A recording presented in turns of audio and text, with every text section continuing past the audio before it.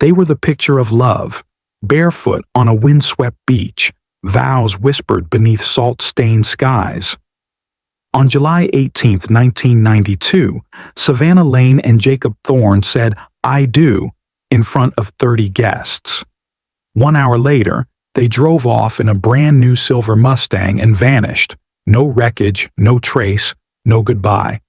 Locals called it a runaway romance.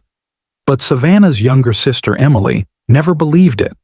For 19 years, the sea kept its silence, until one satellite scan captured something glinting beneath the water and uncovered a truth so buried, even the dead had forgotten it. The sea always smelled different that day. Emily Lane remembered it more vividly than her own graduation, her first kiss, or even her mother's funeral. July 18, 1992. The air was warm and thick with salt, but beneath the brightness, something felt anxious. She was only 13, but her instincts had teeth even then. Savannah looked like something out of a dream. Sun-kissed skin, wild blonde hair pinned loosely, her bare feet pressed into the sand like she wanted to remember the feel of earth before stepping into forever. Jacob stood beside her, lean in his tux but tense around the jaw. He smiled, but it was a strange smile, the kind people wear at gunpoint. The wedding was beautiful, small, intimate, just family and a few close friends. Laughter rolled over the dunes like waves, but Emily kept glancing at Savannah. Her sister's eyes were scanning, behind people, toward the cars, toward the cliffs, looking for something, or someone. When the ceremony ended and the sun dipped low, Jacob scooped Savannah up with forced joy, and they trotted toward the silver Mustang. Guests clapped and tossed dried petals. Savannah smiled, tight-lipped, quick, rehearsed. Then she turned her head for just a second. Emily caught her eye. It was only for a moment, but that look sank deep. Her sister's expression said one thing with terrifying clarity: "Help me." The car door slammed shut. Engine roared. A spray of sand kicked up as they sped off, taillights vanishing into the curling fog that had begun to creep in from the sea. Emily stood still, petals clinging to her dress, a knot forming in her chest she wouldn't untangle for nearly 2 decades. She didn't know it yet, but that look, those desperate eyes, would become the first thread in a mystery that would consume her life.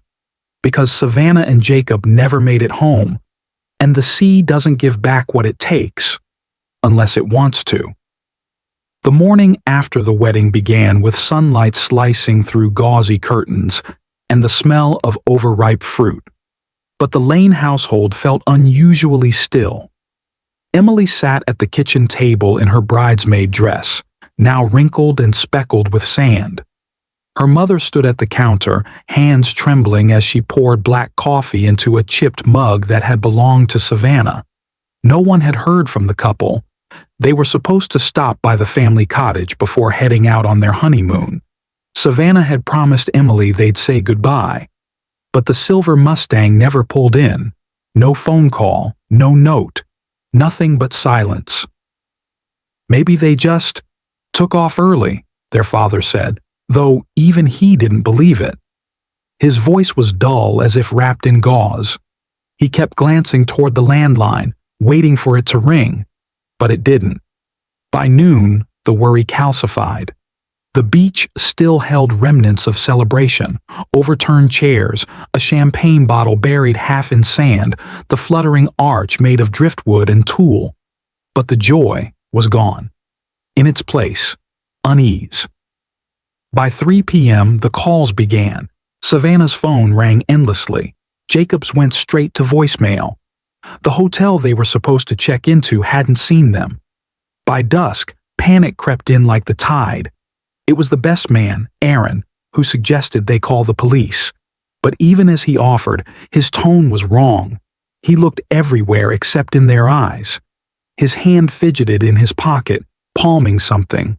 A receipt? A note? "Maybe they just wanted time alone," he mumbled. "People do that, right?" disappear for a while. Emily watched him carefully. He had always been Jacob's shadow, the loyal follower, quiet, always watching. But now he was visibly sweating, avoiding Savannah's mother like she was radioactive. That night, Emily wandered into the living room where the wedding gifts had been stacked like little monuments of celebration. One still had a ribbon tied into the shape of a heart. They hadn't opened a single one. And suddenly, those unopened boxes felt like tombstones. The beach was quieter the next morning. The tide had come and gone like a thief, smoothing over footprints and scattering rose petals into the sea. Emily walked alone, arms crossed against the breeze, still wearing her sister's cardigan. It swallowed her frame, smelled faintly of coconut and vanilla perfume, and made her feel like Savannah was still close, even if her body had vanished with the car. She stepped over the remnants of the ceremony, soggy place cards, damp napkins half buried in the dunes. The wooden arch had collapsed in the night. Wind had torn the gauze ribbons free and carried them down shore like ghosts in retreat. That's when she saw it. At the edge of the surf, snagged on a cluster of seaweed and jagged rocks, was something white. Lace, delicate and shimmering wet in the morning light. Emily's breath caught. She ran toward it, heart thudding. The tide nipped at her calves as she grabbed the tangled fabric and yanked it free. It was the veil. Torn at the edge, its pearl-studded trim ripped in places. The comb still clung to a few strands of golden hair. Savannah's hair. Emily dropped to her knees in the sand, tears burning in her eyes. She screamed, not words, just raw, helpless sound, until the wind swallowed it. Later, at the police station, she handed over the veil in a plastic bag. A young officer with sunburned cheeks and a clipboard looked it over without interest. "Could have been pulled off by the wind," he said. "The tide's strong. That doesn't mean foul play." "It was tangled in rocks," Emily insisted. "There was hair in it. She wouldn't have just left it behind." The officer sighed. "There's no crime here yet, sweetheart. It's only been 48 hours. Her mother sat silently beside her, eyes distant, as though mourning had already started, but she hadn't been invited into it. Emily clutched the empty plastic bag to her chest like it still held proof of something. She didn't have the words for it then, but deep down, she knew. The veil didn't come off by accident. It had been ripped off, in fear or in flight. By the time the calendar turned to August, the search had already quieted. The Mustang was never found. No tire tracks passed the old cliffs. No witnesses came forward. The Coast Guard dragged the waters near the cove for a week before declaring the chances of survival unlikely.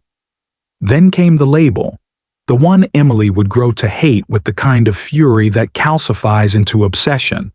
Missing, presumed voluntary. The official story became lore. The young couple, wildly in love, overwhelmed by expectations, ran off into the great unknown. Maybe Mexico. Maybe South America. Maybe they changed their names and started over in some beach town where no one cared who they used to be. The headlines ran with it. Runaway romance? Newlyweds vanish. After oceanfront ceremony. From wedding bells to radio silence. The public loved it. Tragic. Mysterious, convenient. But those who knew Savannah, really knew her, heard the silence differently. Emily returned to school in September and was met with sideways glances and half-whispered questions. Her teachers said things like, "You've been so strong," and "Sometimes people just choose a new life." But Savannah hadn't chosen this. Emily felt it. She wasn't strong. She was burning. Her mother didn't speak much in those months. She folded towels that no one used and baked pies that no one ate. But every evening at 6 sharp, she sat on the edge of Savannah's bed, looked at the wall where the wedding photo should have gone, and whispered something under her breath. A name. a prayer, a promise. Her father stopped asking questions, stopped calling the sheriff, stopped setting a plate for Savannah at dinner. But her mother didn't. She didn't leave, she said one night, eyes locked on Emily's. She was taken. Emily didn't respond. She couldn't. But in her bones, in the cold part of her soul where grief lived like stone, she believed it too. Savannah wasn't a runaway. She was a ghost the town had buried alive. And someone knew why. 19 years later, Aaron Blake still wore guilt like cologne, undetectable to some, suffocating to others. He sat under the buzzing fluorescent lights of the county sheriff's office, older now but not wiser.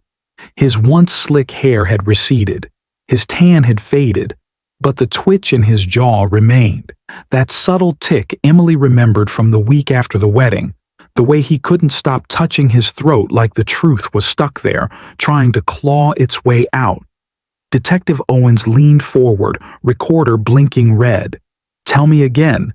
Where were you after the reception?" Aaron exhaled, slow. "I was drunk. I stayed behind to help clean up. Jacob and Savannah took off before I could even say goodbye." He was excited, nervous, but excited. "You said that in your original statement," Owens said, "but we pulled guest footage. You left 15 minutes before they did." Aaron blinked. "There was another car following them," Owens added. "We have a satellite image now. Back then, it was nothing but fog. Now it's clearer." Aaron's hands twitched. "A lot of people left around the same time. But not you." Silence stretched long and uneasy. Emily stood in the viewing room, watching through the two-way mirror, her arms crossed tightly. She had asked Owens to reopen the case after the satellite discovery. She wasn't sure she trusted him, but it was the first time in nearly 2 decades someone in uniform had taken her seriously. Aaron leaned back. "Look, Jacob was my best friend, but he wasn't perfect." "What do you mean?" Aaron's eyes flicked toward the mirror, as if he knew Emily was behind it, and said quietly, "Let's just say he wasn't the only one with secrets in that car." The room went still. Detective Owens raised an eyebrow. "Meaning what?" Aaron looked down at his hands. "You'll see. When that car comes up, you'll see everything." He smiled then, a soft, sorrowful thing that had no place in a murder investigation. It was the smile of a man who had held the truth too long, and who knew it was finally about to bite. By the spring of 1993, the wind had begun to erase everything. A winter storm tore through the coastal town that February, an angry, thrashing thing that shredded the beach road and collapsed a portion of the old bluff just north of where Savannah and Jacob were last seen. The locals said the sea had claimed what it wanted, and the rest it buried. Mudslides clogged the base of the cliff. Chunks of asphalt and stone plunged into the swirling current, transforming the once scenic overlook into a jagged grave of broken earth. A maintenance crew arrived to clear the debris, but they didn't dig far. They patched what they could. The cliffside trail was closed. End of story. Emily remembered watching it all from the dunes, soaked to the skin, her sneakers sinking into the wet sand. She had skipped school that day. Again. No one had asked why. Standing there, she'd wondered, if something had gone off the road that night, if someone had been forced off it, wouldn't this storm have buried the evidence forever? Would the sea, in its cruel silence, just swallow the truth and never spit it back? The sheriff's office made a quiet announcement that spring. The investigation was suspended indefinitely. No new leads, no bodies, no car. Missing, not murdered. Still. But to Emily, that storm was not just nature. It was permission. It gave the town an excuse to stop asking. People moved on, as they always do. Photos were taken down. Newspaper clippings yellowed. The whispers faded. But Emily didn't forget. She kept a journal in secret, drew crude maps of the beach, the road, the cliffs, marked with theories, imagined tire paths, alternate escape routes. Every birthday, she left a note in a bottle near the spot Savannah had last been seen. Most were gone by morning. One she found years later, half buried in the dune grass, unopened. The ink had blurred, but one word was still legible: help.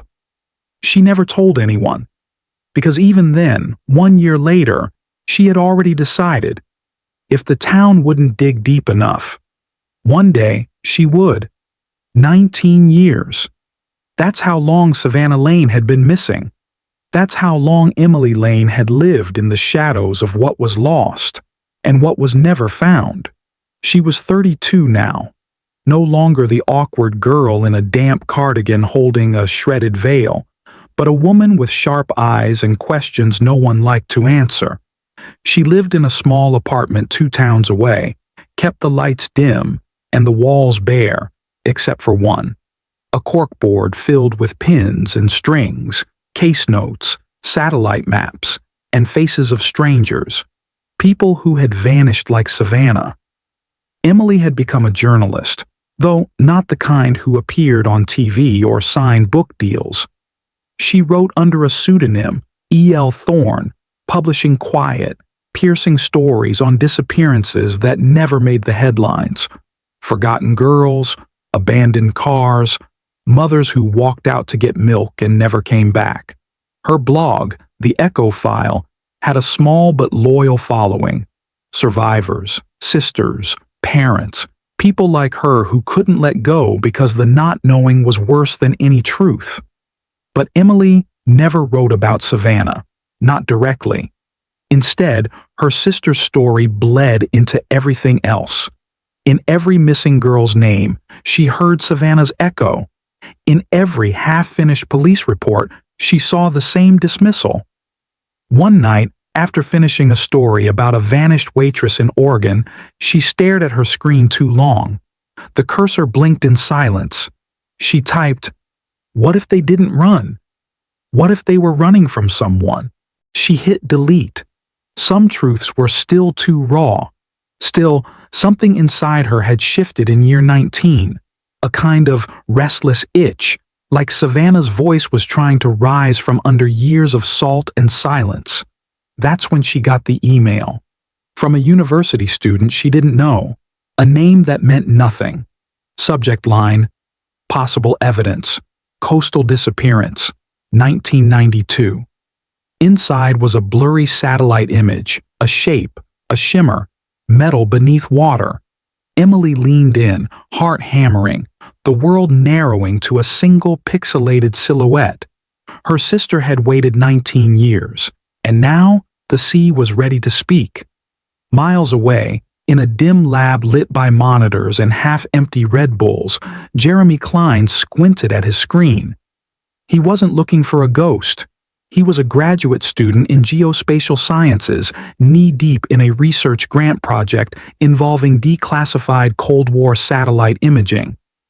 The assignment was straightforward: run side-by-side comparisons of satellite scans from 1992 and the present day to study coastal erosion in southern Florida.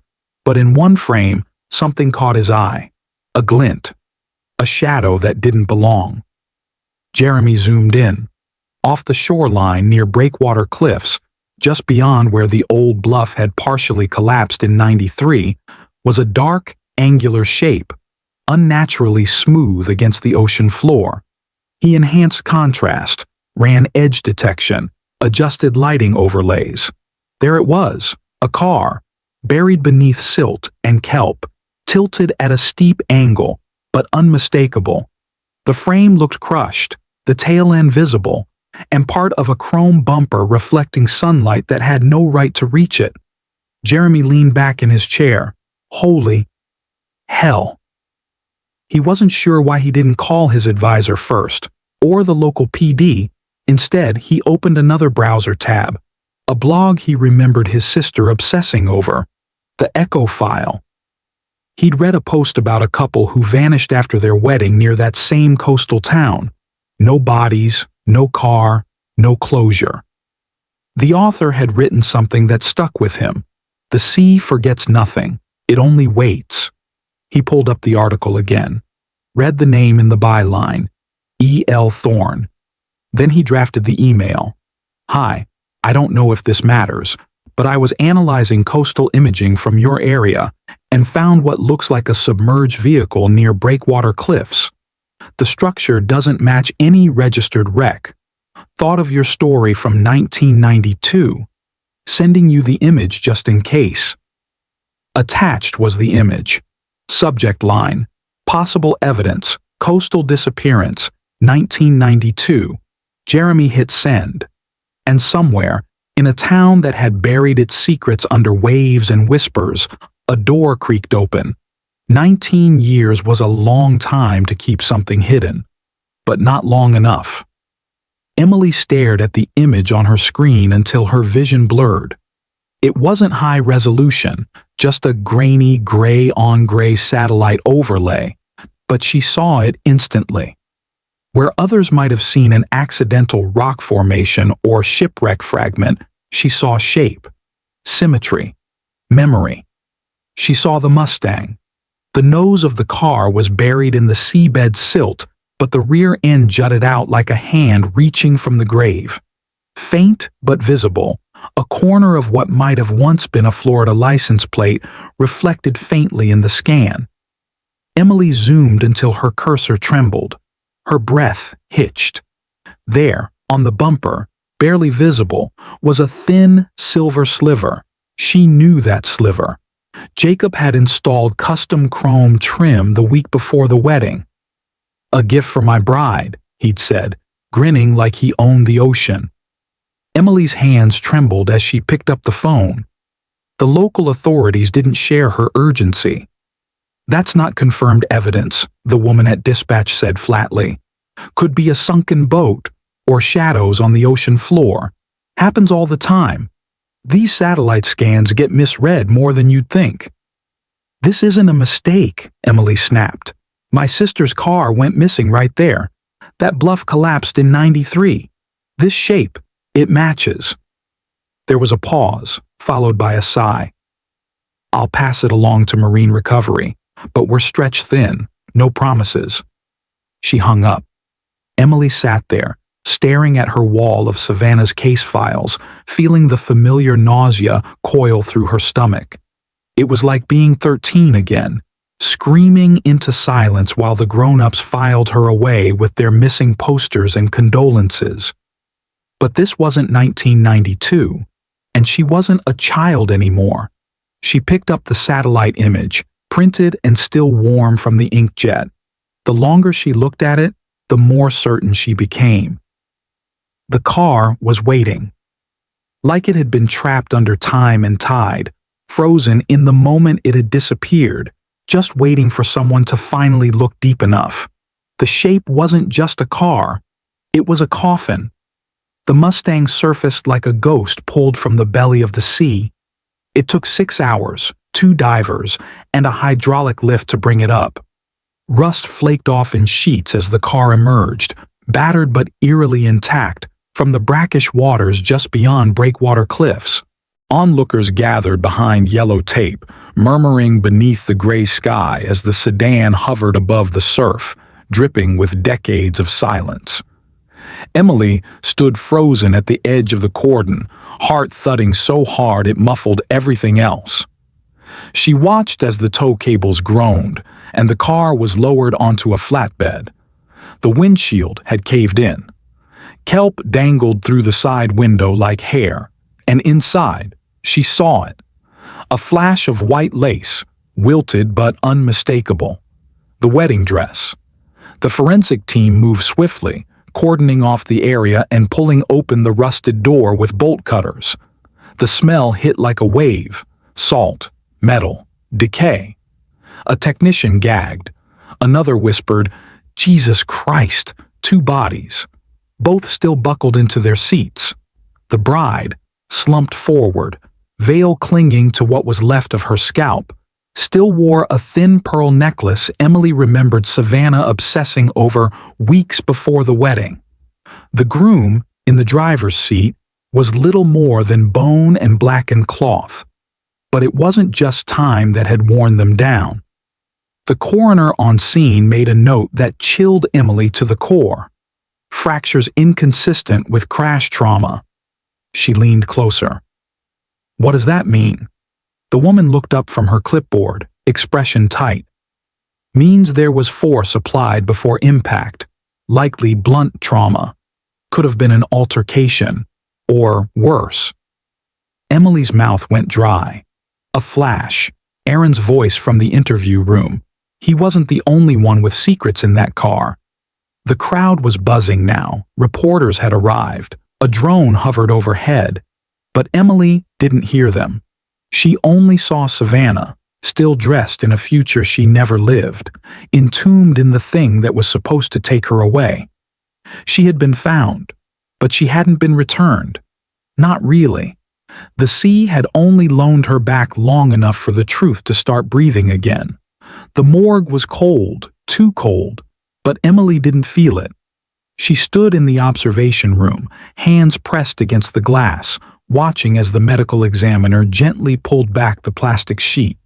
Savannah's body lay still, curled slightly to one side, as if she had been trying to shield herself from something in her final moments. The dress, though shredded in places, still clung to her like wet paper. Her arms were folded tightly across her chest, as if she'd been trying to hold herself together long after the impact. But it was her face that stole the air from Emily's lungs. The salt water had preserved her. The skin, though pallid and water-warped, retained shape. Her cheekbones were unmistakable. Her lips had pulled back slightly, not in a smile, but in something between fear and disbelief. And her eyes. They were still open, still wide, frozen in that terrible moment, staring up from the abyss with an expression Emily could only describe as knowing. She must have died shortly before the vehicle went under, the examiner murmured, voice clinical, but not unkind. The cold helped prevent total decomposition. It's rare, but not impossible. Emily swallowed hard. She looks like she saw something. The examiner paused. Sometimes they do. He turned to begin the external analysis, gently brushing silt and strands of hair away. Underneath her jawline, he frowned. What is it? He didn't answer right away. He reached for gloves, then leaned in, angling a small light toward her neck. Emily stepped closer to the glass, breath fogging. There, half hidden beneath a strand of hair, was a deep contusion, dark against pale flesh, round, wide. Fingers. She was grabbed, the examiner said quietly, from behind, with force. He moved to her wrists, raw, scraped, defensive wounds. Emily backed away, suddenly dizzy. This wasn't an accident. This wasn't a crash. Savannah didn't die afraid of the sea. She died afraid of something, or someone, right there in the car with her. And all these years she'd been waiting, silent, submerged, and staring, until someone finally looked her in the eyes and understood. The groom's hands were still on the wheel, but his body told another story. The coroner's report landed on Detective Owen's desk 3 days after the car's recovery. Emily sat across from him, arms folded, heart hammering. She hadn't slept. Not really. Sleep meant dreams, and dreams meant reliving Savannah's open eyes over and over. Owens flipped to page 3. His brow furrowed. Blunt force trauma to the right temporal lobe, he read aloud. Likely sustained before submersion. No defensive wounds, no seatbelt bruising. Estimated time of death, 1 to 2 hours before impact. Emily stared. Wait, Jacob died before the car went into the water? Owens nodded slowly. That's what the medical examiner says. His injuries weren't from the crash. He was hit. Hard. Possibly with something heavy. Maybe from behind. Emily blinked, her stomach turning over. So, someone killed him, put him in the driver's seat, and then what? Pushed the car in with Savannah inside? Owens hesitated. Or Savannah did it. No, Emily said instantly, standing. No, she wouldn't. She couldn't. She had injuries too, Owens admitted, but nothing to indicate she was incapacitated before the crash. She was alive when the car hit the water. Her seatbelt was fastened. His wasn't. Emily began to pace, fists clenched at her sides. You're saying she killed him? Drove them off a cliff on purpose? I'm saying we don't know yet what happened in that car. But the facts are this. Jacob Thorne was dead before the Mustang hit the ocean. Savannah Lane wasn't. And the only fingerprints on the wheel? He turned the report around so Emily could read it. Savannah's. Silence bloomed between them like rot. Emily stared at the paper, her sister's name printed in sterile ink. None of it made sense. Jacob had always controlled everything. His charm was a mask, his anger volcanic beneath the surface. Savannah had been trying to get away. That much Emily now knew with certainty. So what happened? What had gone so horribly wrong that her sister drove into the sea, with a dead man beside her? Unless she wasn't alone in that car when it left the road. The tape was found lodged deep in the glove compartment, sealed in a plastic cassette case stained with salt and mold. Detective Owens handed it to Emily in an evidence bag, his expression unreadable. We found it wedged behind the owner's manual, water damaged, almost tossed it, until one of the techs saw the label. Scrawled in shaky ink, if something happens to me. Emily sat in the station's small AV room, heart pounding, fingers trembling as the technician threaded the tape into the old deck. A low hiss filled the speakers, then static, then his voice. Jacob Thorne. If someone finds this, I think something's wrong. We're supposed to be headed to the cabin, but, crackle, they know. I don't know how, but they know. Distortion. His voice broke, hoarse, terrified. Savannah's been acting weird. She's scared. I thought she was making it up, but now they're following us. Not just a car, someone on foot, on the cliff, watching us. Loud pop. I told Aaron. I told him if anything happens, don't lie. Please don't let him lie. Then silence. Not a scream. Not a crash. Just the hum of air and tape winding out. Emily leaned forward, hand over her mouth. The room suddenly felt colder. Can you enhance that last part? She asked the tech. He nodded, dialed back the recording, isolated the last few seconds. Please don't let him lie. Emily's breath caught. She remembered Aaron at the wedding, the way he hovered near Jacob all night, the way he fidgeted during the interview, his refusal to meet her eyes when he said he wasn't the only one with secrets in that car. She stood abruptly, the chair scraping backward. The tape had confirmed it. Jacob had known someone was after them, someone close, and he had left this message knowing he might not live to explain. He hadn't trusted Savannah. He hadn't trusted Aaron. But now, 19 years too late, his last words had finally surfaced. And someone, Aaron, had been lying ever since. Aaron Blake lived alone now, off the grid, in a crumbling cabin tucked between pine and salt-soaked winds north of town. Emily hadn't seen him in nearly a decade, not since the memorial, where he'd stood in the back, silent, his eyes bloodshot and unreadable. Since then, he'd disappeared from public view, just another ghost swallowed by the same ocean that took Savannah. But now, after the voicemail, after the car, after 19 years, Emily needed answers. She found him chopping wood outside his cabin, sleeves rolled, beard unkempt. His eyes locked onto her the moment she stepped out of the car. You shouldn't be here, he said. Emily stepped forward anyway. Too late. He didn't fight her. He just stared, the axe still in his hands. She noticed the tremble, subtle but real. Aaron, why was Jacob afraid of you? His jaw twitched. He wasn't afraid of me, but he didn't trust you. His last words were about you. Don't let him lie. What lie? Aaron swallowed. His hands trembled again, and this time he dropped the axe. There was a fight, he said, quietly. 2 days before the wedding. Jacob found out our father left him nothing in the will. Not the business, not the land. Everything was going to Savannah. Emily's eyes widened. Why?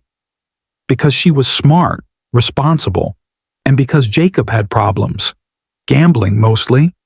My dad didn't trust him to build anything lasting. He thought maybe she'd ground him. Emily's thoughts spiraled. So Jacob married her for the money? Aaron shook his head. Number. He loved her. In his way. But when he found out she knew about the will, too, when he realized even Savannah had kept it from him, he snapped. I tried to calm him down, but he wasn't hearing it. And the night of the wedding? Aaron's stare dropped to the ground. I followed them, he admitted. I wanted to make sure he didn't do something stupid. Emily's voice dropped to a whisper. Did he? Aaron didn't answer, but his silence said enough, and his shaking hand said the rest. The box was buried beneath a stack of faded linens in the attic, its edges worn, the corners chewed by time and dust. Emily hadn't touched it in years. Not since the days when her mother still clung to the fantasy that Savannah might walk through the front door, barefoot and smiling, with some wild story about getting lost in Costa Rica. Now that the car had surfaced, now that bones had names, fantasy had no place here. She pulled the box into the light, heart heavy, unsure what she was looking for. Inside, Polaroids, a dried corsage, wedding program smudged with old wine. At the bottom, wrapped in a velvet scarf, was the Super 8 camera. Her father had filmed most of the wedding on it. They'd always meant to transfer the footage, but no one had. Too painful, her mother had whispered. Too much of her voice trapped in those reels. Emily drove 3 hours to the only tech shop that still transferred vintage film. She paid extra for a rush. That night, she watched the footage in her darkened apartment, laptop casting ghostlight across her face. The tape began sweetly. Savannah walking barefoot down the aisle, laughing. Jacob turning, nervous but smiling. The wind caught her veil. Everyone clapped. Emily fast-forwarded, eyes flicking across faces frozen in time. Then, at the 1842 mark, her breath caught. As the camera panned across the guests during the kiss, something appeared. Off to the left, near the dunes. A figure, standing alone, outside the circle of chairs, dressed in dark clothes, arms crossed, not clapping, not smiling, watching. Emily rewound, slowed it. The face was blurred, too far to see clearly, but the posture was unmistakable. Still, intent. Almost like they were waiting for something. And then, in the next shot, they were gone. She sat back, pulse pounding. There had been someone else at the wedding. Someone not invited. Someone watching Savannah like a predator waiting for the perfect moment. And somehow, no one had seen them. Until now. The camera hadn't gone missing. It had just been waiting, too. Emily found her in the cafe on Harbor Street, the same place they used to go after school for milkshakes and gossip and sun-warmed silence. Only now Marissa looked older, thinner, and much harder around the eyes. Savannah's maid of honor, her best friend since childhood, and a liar. Emily slid into the booth across from her without asking. The cafe's windows blurred with rain.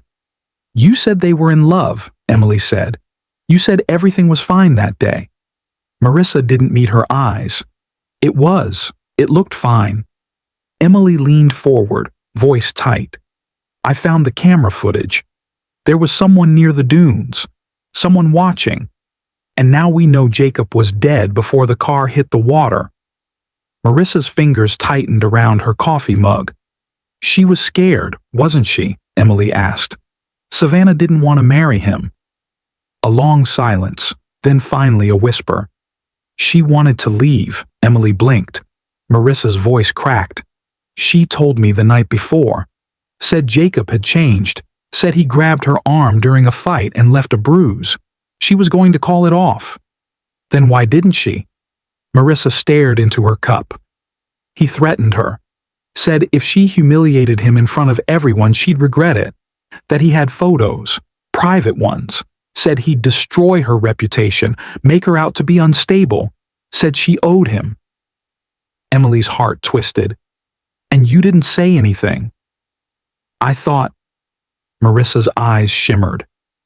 I thought maybe he'd calm down after the wedding, that she'd be safe. She wasn't safe, Marissa. She died. Tears spilled over. I was just a kid. I didn't know what to do. Emily sat back, fists tight. All these years, the image of their perfect wedding had stayed sharp in her memory, but behind it was something darker, rot just under the surface. Savannah hadn't run away. She had been trapped, forced down an aisle she didn't choose, into a car she didn't want to enter, with a man who refused to let her go, and someone had made sure she never got out alive. The full autopsy arrived in a manila envelope, heavier than Emily expected, as if truth had weight. She opened it alone, back in her apartment, rain tapping the window like a heartbeat. She braced herself for the bluntness of medical language, but even the coldest words couldn't soften what they described. Savannah Lane hadn't just died terrified. She'd lived that way. Subdermal bruising along the rib cage, healed fractures on the left wrist, scarring near the base of the spine, consistent with blunt trauma over time. The examiner's notes were meticulous, clinical. Multiple signs of repeated, non-accidental injury suggests a sustained pattern of abuse prior to death. Emily's eyes burned. The bruises had been beneath the lace, hidden under silk and smiles and perfectly curated photographs. No one had seen them. Or maybe no one had looked. She flipped to the next page. A diagram showed the points of injury, little X's where Savannah had endured pain in silence. Not once, not twice, years of it. A single line in the margin shattered her. These injuries occurred before the wedding, possibly months before. Emily closed the folder, hands shaking. All this time, Savannah hadn't been swept away in a tragic accident. She had been dragged under long before the sea took her, trapped in a slow suffocation no one had noticed. Not her friends, not her family, not Emily. Or maybe they had. Maybe they'd seen something. The quick glances, the stiff posture, the way Savannah sometimes disappeared for days at a time with excuses that didn't add up. But they hadn't asked, hadn't pushed. Because love, when it looks picture perfect, is easy to believe. Emily stood, pacing, her fists clenched. Her sister had tried to leave. The signs were there, in her eyes, her journal, the bruise she once brushed off as a fall down the stairs. Savannah had planned to run. And someone, maybe more than one someone, had made sure she didn't. Now the only question that mattered was, who helped her vanish beneath the waves? And who had kept the secret alive this long? The journal was tucked in a box of leftover invoices and flower samples, almost discarded when the wedding planner's daughter cleaned out her mother's office after her passing, but something told her to flip through it. A neat, almost obsessive script filled the pages, notes, names, timelines. Then, on a page dated 3 weeks before the wedding, a single underlined entry stood out. Bride appears distracted, asked to move ceremony time without explanation, confided in me. I met someone. I know it's crazy, but I feel awake. Emily froze as she read it again, lips moving silently with the words. She scanned the next pages, clipped sentences, curious observations. Asked me if I believed in fate. Said she wished she had more time. Said she was afraid of how Jacob would react if he ever found out. Name not given. Said it wasn't physical, yet. Emily's chest tightened. Savannah had fallen in love with someone else. Not a fling. Not a mistake. Something real enough to make her want to shift the ceremony. Something that pulled her from the sleepwalk of her engagement and made her whisper secrets to a woman she barely knew. There were more entries, smaller, scribbled. Bride requested more escape routes through tent layout. Odd final dress fitting canceled, excuse unclear. Photographer told me bride looked pale, stiff. Emily's hands trembled as she flipped to the last entry before the wedding day. Something is wrong. I've done over 120 weddings. I've never seen a bride look less like she wants to walk down that aisle. Emily closed the book and stared out the window. Savannah had been planning something. Maybe not a dramatic exit, but an out. A sliver of freedom. Maybe even a meeting with someone she trusted more than Jacob. Someone who made her feel awake. But that kind of hope was dangerous. If Jacob found out, if Aaron did, if whoever was watching from the dunes knew, then Savannah hadn't just been afraid of a marriage. She'd been afraid of being caught leaving it, and someone had made sure she never would. His name was Walter Dean, and he'd kept to himself since '78. People in the town called him the Keeper, though the lighthouse had long since gone automated. Still, he refused to leave, living in the small cottage just beneath the bluff, where the wind spoke in moans and the fog rolled in like ghosts. Emily found him tending to a weathered radio, the ocean crashing behind him. He didn't look surprised to see her. "I knew this day'd come," he said before she even spoke. His voice was dry stone and sea salt. "Been watching the tide bring old things back lately." Emily stepped closer, careful. "You were here. That night." Walter nodded once, eyes narrowed. "Watched the whole damn wedding from the tower. Heard the music. Saw the lights die out. Around midnight fog came in, thick, real thick, like it was trying to cover something." Emily swallowed. "Did you see the car?" "I saw two," he said. Her heart stopped. One left the venue, white Mustang, ribbons on the bumper. Drove slow, careful, couple inside. You could tell by the way the headlights moved. They weren't in a rush. He paused, voice dipping. Then, maybe a minute later, another car followed. No lights, no sound, just shadows. Emily stepped closer. "Can you describe it?" "Dark sedan, looked like an Oldsmobile. Hard to tell in the fog, but it was tracking them. I know the way people drive when they're curious, and the way they drive when they're hunting." Her skin went cold. "Why didn't you say anything?" Walter looked out toward the water, because 2 days later, a man in a suit came by, said it was an accident, said the family was grieving, asked me if I liked my quiet life, slipped an envelope into my mailbox, thick one. Emily's stomach turned. "You were paid off." "I was scared," Walter admitted, "but I never forgot." He turned back to her, and for the first time, his voice broke slightly. "I should have said something." She didn't look afraid until that second car showed up. Emily felt her throat tighten. Someone had followed them, and someone had made sure silence was bought. The boy's name was Caleb. 11 years old, sunburnt, and always digging where he wasn't supposed to. It was late afternoon when he found it, half buried near the base of breakwater cliffs, where the tides had receded just enough to expose the wet black sand and jagged shell beds. His parents were fishing a few yards away. Caleb was looking for fossils. Instead, he found leather. A wallet, old and swollen with sea rot, its seams peeling like blistered skin. He picked it up, expecting the usual: old money, moldy receipts. What he found instead made him run, screaming, up the beach. Inside was a photo, torn in half, water-warped.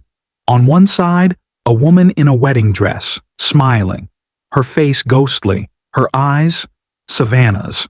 Next to it, a blood-stained scrap of paper, nearly dissolved, but scrawled with something unmistakable, coordinates.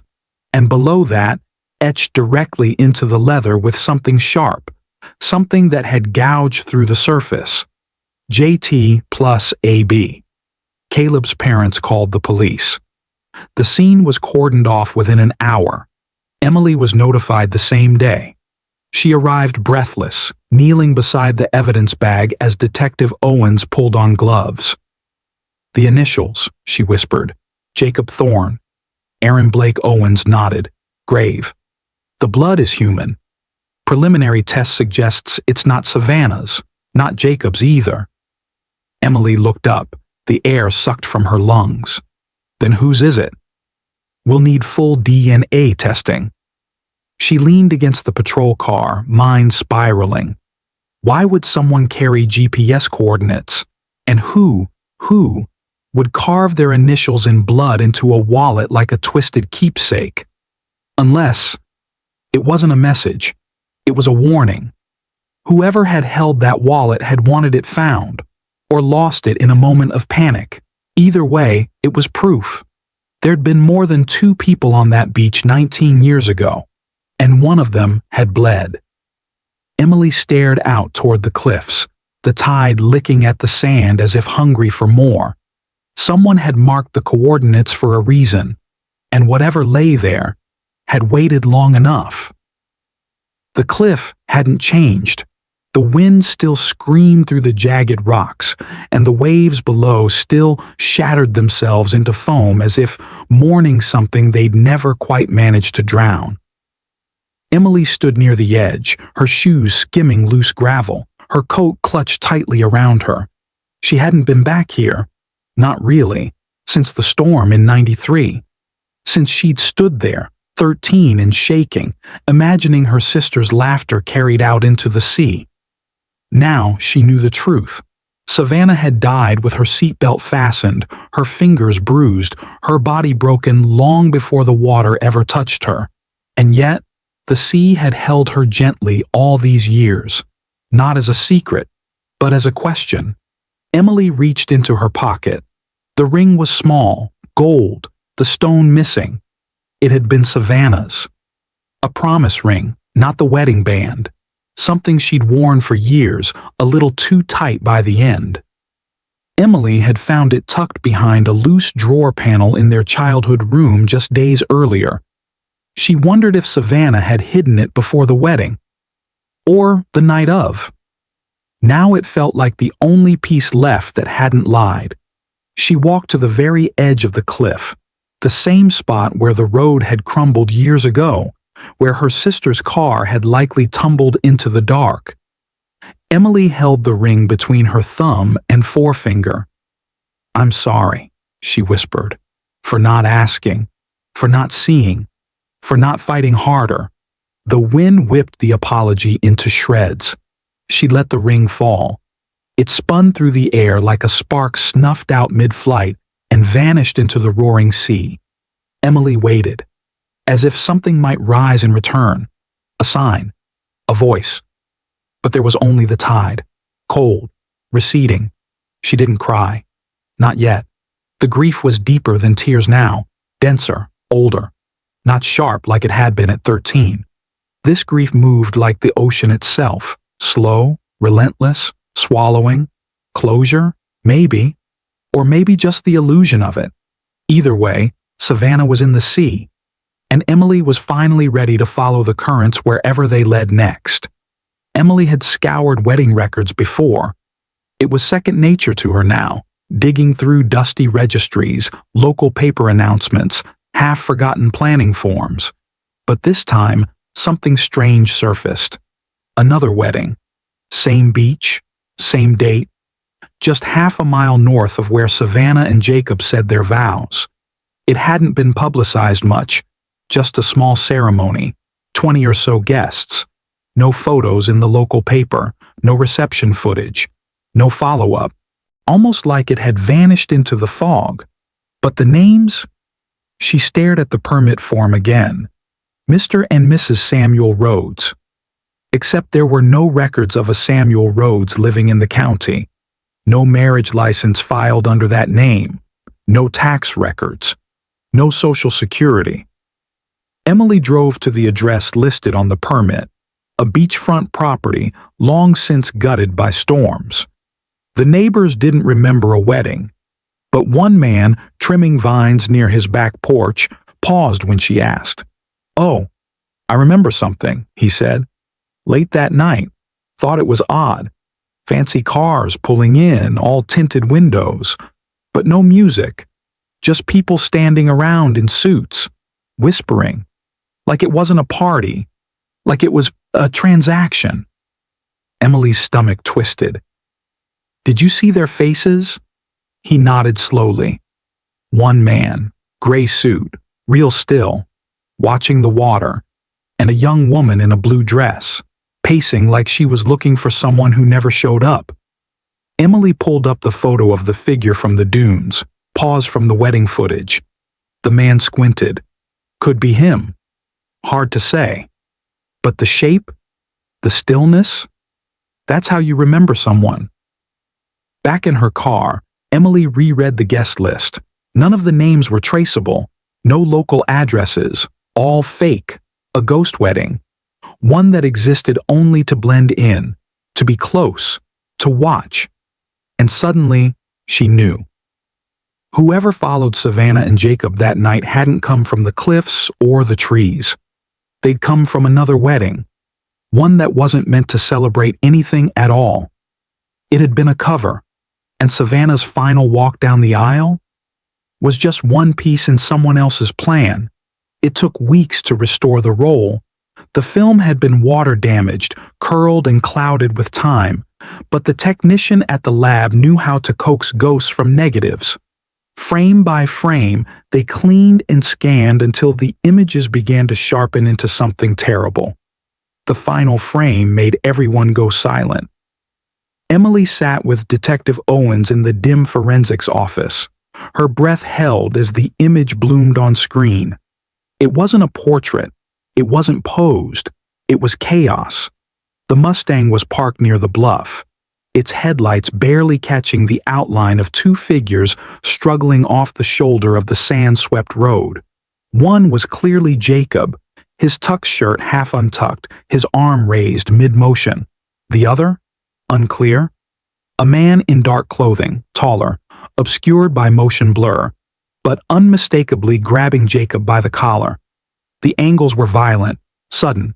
It wasn't a conversation. It was a fight. The timestamp?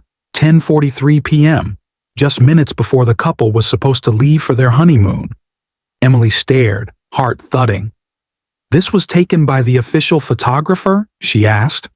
Owens nodded. "Likely accidental.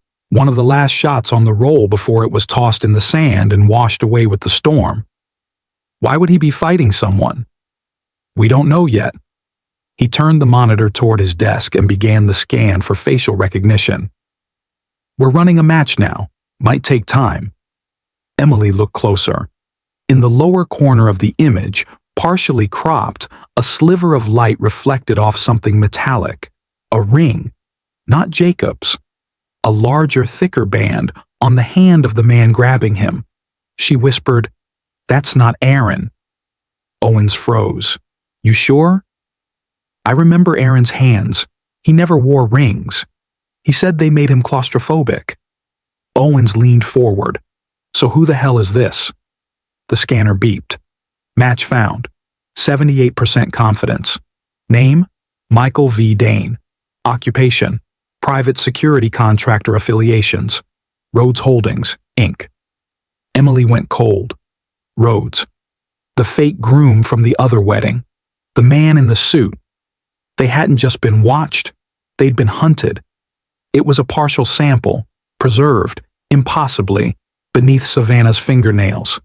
Nearly 2 decades underwater, and still, her body had kept something. A trace of the fight, a final act of resistance embedded in flesh and salt. Emily sat rigid in the sterile white lab as the technician explained. The mitochondrial DNA was degraded, but enough remained to match against public ancestry records. Took weeks, but we got a hit. She leaned in. Who? He turned the screen toward her. A name. Vernon Haskell. Emily blinked. I don't know that name. You wouldn't, the tech replied, but you know who he was. Jacob's godfather, groom's father's best friend, attended the wedding, stood front row. Emily felt her stomach drop. She remembered him now, a looming man in gray suspenders. He'd smiled too easily, touched too long. Savannah had avoided him, subtly but deliberately. He was supposed to be family, she whispered. The technician nodded. Not anymore. Emily drove straight to Owens. He'd already seen the report. Vernon Haskell, he confirmed grimly. Served in private security in the 70s. Worked under Michael Dane at Rhodes Holdings before retiring. He was their man, kept close to powerful families. Emily's voice broke. What was he doing at the wedding? Probably watching, protecting something or someone. And when Savannah tried to leave, he made sure she didn't. He opened a folder and slid over a faded photo. Haskell, Dane, and Jacob's father, smiling outside a country club, all of them in suits, all of them with the same cold eyes. They were covering for each other. Emily shook her head. She scratched him. She fought him. That's why the DNA's there. And the bruising on her wrists? Emily shut her eyes. His hands. Owens leaned back, his voice low. Savannah didn't die because of love gone wrong. She died because she tried to break the script, and the men who wrote it wouldn't let her. Outside the station, thunder rumbled. Emily opened her eyes, gaze sharpened now with fury. They'd finally matched the DNA. Now they had to match the face. To every buried lie. To every man who thought they could erase her. It was buried in a rusted tin box behind the old boathouse, beneath soil tangled with roots and decades of silence. Emily found it after retracing Savannah's favorite walking path, a winding trail that skirted the dunes and ducked behind the trees. The earth had shifted just enough from the storm to expose the corner of the lid. Inside, faded Polaroids, an old perfume bottle, and a journal the size of a paperback, wrapped in wax paper. The first page was dated June 1992, 2 months before the wedding. If you're reading this, I didn't make it out. Emily sat down hard in the sand, the breath punched from her lungs. She turned the pages slowly, hands trembling. He told me he'd ruin me if I left, that no one would believe me, that I was his now. I'm scared all the time, even when I smile, especially then. There's someone else. I won't name him, not here. It's not about romance. It's about waking up and realizing I don't belong in someone else's story. I need my own. Each entry bled more dread. I heard Jacob on the phone with Aaron. Something about shutting it down. I think they know I'm planning something. I feel watched, not just by Jacob, by his family. Vernon, especially. He stares like he's already decided how I'll die. If I run, they'll chase me. If I stay, I won't make it past the wedding night. The final page was undated, no punctuation. Just a scribbled, tear-blurred line. If I vanish, please remember, I didn't choose silence. Emily's vision blurred as the wind picked up, scattering sand across her lap. Savannah had known. She'd left behind this capsule like a message in a bottle, buried not for nostalgia, but for survival. A last hope that one day someone would dig her truth out of the earth and believe it. Emily looked toward the waves, the car, the cliffs, and she understood. Savannah hadn't just run, she'd fought, not to escape, but to be remembered. It was a story crafted for headlines, neat, tragic, convenient. Young couple elopes, disappears after beach wedding, Mustang lost to storm, Bodies never recovered? It was Jacob's father who first used the word elope in interviews, even though Savannah and Jacob were already married. It didn't make sense, but it stuck, because disappearance sounded more poetic than murder. Emily stood in her late father's study, the fireplace dark, the dust thick. She hadn't been here in years, not since her father stopped speaking Savannah's name, not since silence became inheritance. She opened the bottom drawer of the desk.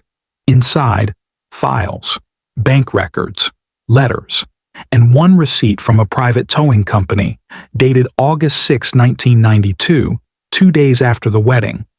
The description chilled her. Vehicle relocation service, Mustang. Location, Breakwater Cliff. Condition, compromised. Her fingers tightened around the paper. The car hadn't fallen. It had been moved, deliberately. She searched further. A typed memo on corporate letterhead, Rhodes Holdings, PR strategy. Accidental elopement narrative has gained traction. Push romantic mystery angle. Limit exposure. Avoid police scrutiny. Establish legal closure by 1994 at the bottom. Initials. MD, Michael Dane, and another, HJT, Harold Jacob Thorne, Jacob's father. Emily's throat went dry. The entire tragedy had been manufactured, not just to preserve a legacy, but to erase the woman who had dared to walk away from it. Savannah had tried to escape. They couldn't let her, so they spun a story. They waited for the storm. They hid the car. They paid off the lighthouse keeper. They fed the press a love story. And the world believed it. Because it was easier to mourn a fairy tale than confront the rot beneath a fortune. Emily stepped back, fire in her lungs. They hadn't just let her sister drown. They'd buried the murder under romance. And now, she had proof. Every man who signed off on that lie, Dane, Haskell, Thorne Sr., had written Savannah's death certificate long before her car touched the ocean. And the truth?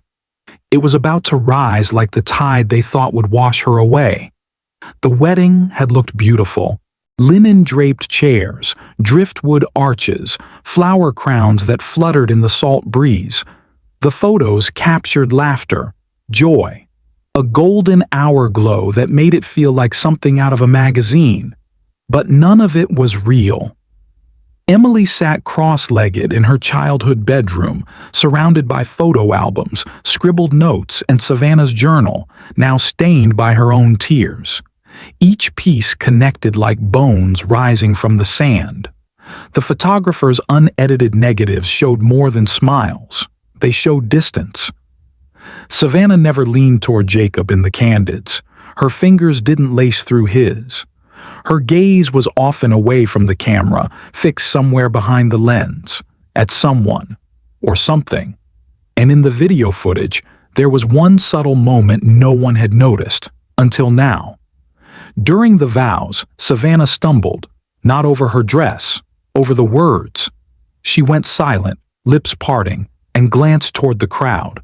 Her eyes locked on someone off camera, her sister, Emily.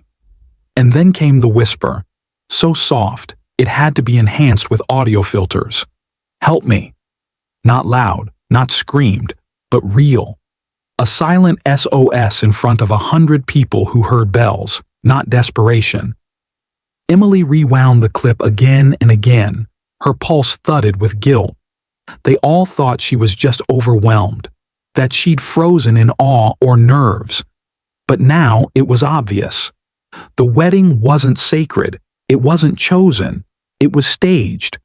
The dress fittings Savannah canceled, the schedule changes, the odd tension in her bridal party, all signs of a woman walking into a cage, not a union. Emily gripped the journal again, reading the underlined passage. I was told there's no life for me outside this. That leaving means losing everything. My name, my safety, maybe even my family. Jacob hadn't been her partner. He'd been her captor in a custom tuxedo. And everyone applauded as she was handed over, like property. Emily's hands trembled. The truth was unbearable. They hadn't witnessed a wedding. They had witnessed a ritual of power, of control, of quiet destruction wrapped in white lace, and none of them had seen it for what it was. Until now. The truth didn't come gently. It came in fragments, like pieces of shattered glass finally reflecting the full shape of what had always been there. It was Aaron who told her. They sat across from each other in the glow of a dying fire, Emily's recorder between them, her breath shallow, her heart a drumbeat in her ears. He stared into the flames as if they might burn the memory clean. I followed them, he began, voice hollow. Not to hurt anyone. Just to stop Jacob from doing something he couldn't undo. The road had been dark, fog curling in thick sheets across the dunes. Savannah's Mustang moved slowly ahead, its taillights barely cutting through the mist. She was trying to get away, Aaron said. She told me earlier that week. She didn't want the wedding. She was scared. Behind them, another car appeared. Not Aaron's. Michael Dane's. The black sedan. No headlights. Aaron had no idea how he found them so fast. Maybe Vernon tipped him off. Maybe the whole damn family had eyes everywhere. But suddenly, it wasn't just Aaron following Savannah. It was them. Jacob had pulled the Mustang off the road near the cliff, yelling at Savannah, gesturing wildly. She stepped out. He grabbed her. Aaron ran. They were screaming, he said. She said she wasn't going, that it was over. Jacob shoved her. Aaron caught him mid-motion, slamming him backward. They struggled in the dirt, fists flying, feet slipping toward the edge. I didn't mean to. Aaron's voice broke. We were both bleeding. And then, he said it. Emily leaned in. He said, it was never about her. It was about what she cost us. Land. Legacy. Obedience. Then Jacob lunged, and both of them fell. Over the edge. Into the sea. Aaron had surfaced, dragged himself to shore. Savannah never did. Later that night, someone moved the Mustang. Someone cleaned the scene, spun the story, told the world the couple had vanished in love and light. But the truth? The night of two cars ended in blood, betrayal, and a sister who never stopped fighting, even as the tide pulled her under. They called it a glitch, a freak anomaly, a quirk of atmospheric distortion during a solar flare that briefly enhanced thermal satellite imaging well beyond expected resolution, just for 3 minutes. Just long enough. NASA archived it as Non-Actionable Meteorological Event 921806. But buried in those raw data layers was the truth. The technician who found it was a graduate student, bored, scanning outdated imaging from 1992 for her thesis on climate anomalies. What she found instead, deep in the thermal echoes of the Everglades coastline, was a car. Still, burning hot, for nearly an hour after it should have been submerged, and 3 human heat signatures, 2 standing, 1 on the ground. Emily stared at the enhanced thermal printout. The Mustang glowed like a wound on the black coastline. Just east of it, 2 upright figures, 1 still, 1 pacing. Then, at 10:48 p.m., both vanished. The figure on the ground? It didn't move again. Who leaked this? Detective Owens asked, jaw tight. The student, Emily said. She emailed it anonymously, said she saw the story online, put the pieces together. He nodded slowly. We can match the coordinates to the GPS in Savannah's journal. It's the same patch of land. They didn't die in the storm, Emily whispered. They were stopped, deliberately. Savannah was on the ground. Owens's face hardened. That satellite saw a murder. The data was irrefutable. A heat signature frozen in digital amber, untouched for 19 years. It captured not just a crime, but the silence that followed. It proved the car had been relocated later. It proved someone stood over Savannah before she died.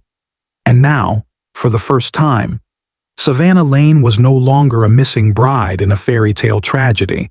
She was a victim of conspiracy, a woman hunted, trapped, and silenced. But not forgotten. Because fate, like the sea, had a long memory. And even the sky had watched. Emily folded the satellite photo, pressing it to her chest. The stars had seen what no one else dared admit. Now it was time the world saw it too. The studio was too cold, too quiet. They'd painted the set like a soft domestic dream. Muted blues, a flickering fake fireplace, a host with eyes too shiny, a smile too careful, as if tragedy was a brand now, as if grief made for good ratings. Emily sat across from her, hair smoothed, dress chosen by a network stylist. Mic clipped too close to the collarbone. The camera's red light blinked on. "Tonight," the host said, voice velvet, "we speak with Emily Lane, the younger sister of Savannah Lane, the bride who vanished in 1992. Until now." A montage played behind them. Wedding footage, headlines, drone shots of the cliff. And then, quietly, the satellite image, the heat signatures, the Mustang in flame-colored thermal print. The world had seen it now. The report had gone viral. Names had been named. Arrests were imminent. The legacy Jacob Thorne's father had built was falling like a sandcastle in a tide. But Emily didn't feel triumphant. She felt hollow, as if she'd carried her sister's bones on her back for 19 years, and only now could she set them down. The host leaned forward. "You've uncovered the truth about your sister's final night. If she were here, what would you say to her?" Emily's eyes burned. "I'd tell her she wasn't crazy, that she wasn't weak for wanting out, that the fear she felt was real and justified. And I'd tell her I'm sorry we all believed the prettier version of her story for so long." Silence. The host hesitated. "And now, with the world watching, what do you want them to remember?" Emily turned to camera, voice steady, eyes like glass. Savannah wasn't a mystery. She wasn't a ghost story. She was a girl who tried to survive something powerful men told her she had no right to escape. A beat. "Sometimes," Emily said, "love stories end in ghosts. But only because no one listened when the bride started whispering for help." The light above the camera blinked out. The interview was over, but the haunting had just begun. Because truth, once spoken aloud, never stays buried. It becomes the guest who never leaves the room. There was no press conference, no public trial, just a slow unraveling. Arrests came in sealed indictments, quiet, strategic. Michael Dane disappeared before he could be taken in. Vernon Haskell was found in a motel 2 states away, the gun still warm. Jacob's father, Harold Thorne, claimed ignorance until the end, his lawyers speaking in measured tones about protecting legacy and preserving reputations. But the truth was out now, and it had no interest in dignity. Emily didn't attend the hearings. She stayed home the day Savannah's bones were finally laid in the ground. Instead, she walked the dune path alone, barefoot, wind cutting at her skin, eyes fixed on the edge where the world had once ended. The ocean was calm that morning, indifferent, as if it hadn't kept a secret for 19 years. In her hand, a new journal. The first page, blank. She didn't know what to write yet. Closure, people kept saying, but it felt like a lie. Closure implied something neat, tied up, finished. But this wasn't finished. Her family was fractured beyond repair. Her father never spoke again after the report aired. Her mother quietly moved states away. Even the town that once adored the Lane sisters now whispered their names like omens. There were no villains in real life, just people protecting what they thought they deserved.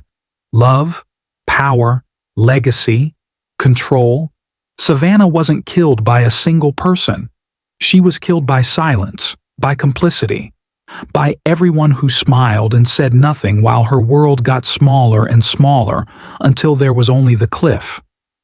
Emily sat at the edge now, her legs tucked beneath her, journal resting on her knees. She didn't cry, but she did whisper Savannah's name, not as an elegy, not as a headline, as a promise that this time her voice wouldn't vanish into the wind. That truth, however brutal, would live longer than the lie. The sea stretched out before her, endless and unknowable. But this time, she wasn't afraid of what it might return, because Savannah wasn't lost anymore. She had finally been seen, and that was as close to closure as the living ever got. The sky was gray again. Not storm gray, just dull and low, the kind of color that seemed to mute the world into stillness. Rain tapped lightly on the sand, soft enough to sound like memory. The beach had changed over the years, walkways rebuilt, signage modernized, parking lots expanded, but the air, that stayed the same, briny, heavy with things unsaid. A young couple strolled barefoot along the tide line, laughing softly, their hands linked. Tourists, probably. Too new to know what the locals whispered about this place when the clouds came in thick. The woman paused, tilted her head. There, something in the wind. A flash of white, drifting across the dunes like a ghost with no bones. A veil, tattered at the edges, lace yellowed by salt and time. It caught on a broken piece of driftwood, fluttered violently, then let go. She chased it, half laughing, half curious. The man called after her, amused, but didn't follow. She caught it at last, fingers brushing the fabric just as the wind pulled it higher, over the water, out toward the edge of the world. She stood there for a moment, blinking against the rain, veil abandoned. A hush moved across the beach. Even the sea seemed to hold its breath. She turned and jogged back toward him, brushing the wet hair from her eyes. "Weird," she said, laughing. It looked almost new. Behind her, the veil twisted in the air one last time, then dropped, slowly, softly, disappearing into the surf. The tide swallowed it without a sound. No music, no screams, no cars, no stories. Just rain on sand, silence returning, as if the beach, after everything, was finally at peace. But for those who knew what happened here, those who really knew, there would always be that question buried beneath the sand and sea. Was it ever just a love story gone wrong? Or had the ocean simply failed to keep the secret this time? Because sometimes the past doesn't rest in graves. Sometimes it walks. Sometimes it watches. And sometimes it waits for someone new to notice the veil. There are years that pass, and then there are years that stay. 1992 wasn't a memory. It was a sealed room, doorless, breathless, suspended in salt water just beneath the surface of everything that came after. Emily stood beneath the pier now, the same pier where Savannah once waited for the tide to turn. The ocean lapped at her ankles, quiet now, almost reverent.